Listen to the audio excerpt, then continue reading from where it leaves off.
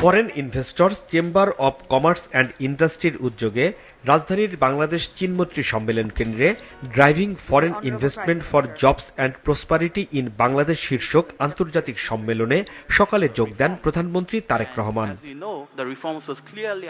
প্রধান অতিথির বক্তব্যে প্রধানমন্ত্রী বলেন, দ্রুত বিকাশমান অভ্যন্তরীণ বাজার, তরুণ নির্ভর কর্মশক্তি, কৌশলগত ভৌগোলিক অবস্থান এবং নির্বাচিত সরকারের নীতিগত স্থিতিশীলতা বাংলাদেশকে বিদেশি বিনিয়োগের জন্য আকর্ষণীয় গন্তব্যে পরিণত করেছে।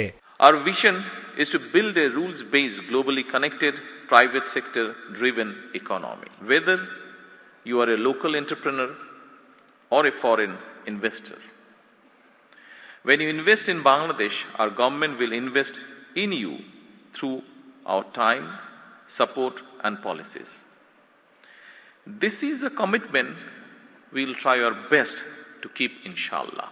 তারেক রহমান বলেন, বিনিয়োগকারীদের মতামতের ভিত্তিতে বিনিয়োগ সুরক্ষা জোরদার, কর ও ভ্যাট ব্যবস্থাপনা সহজীকরণ, মুনাফা প্রত্যাবাসনের প্রক্রিয়া সহজ করা সহ নানা উদ্যোগ নিয়েছে সরকার।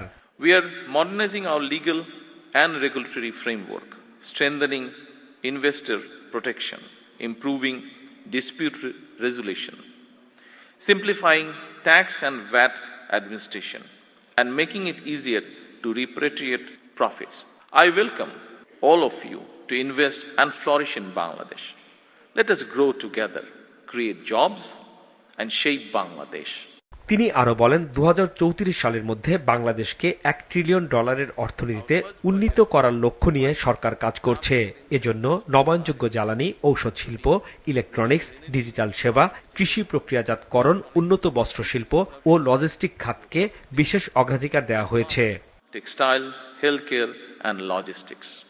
বাংলাদেশের ভবিষ্যৎ শুধু বিনিয়োগ আকর্ষণের উপর নয়, বরং দীর্ঘমেয়াদী ও বিশ্বাসযোগ্য অংশীদারিত্বের উপর নির্ভরশীল, জানান প্রধানমন্ত্রী।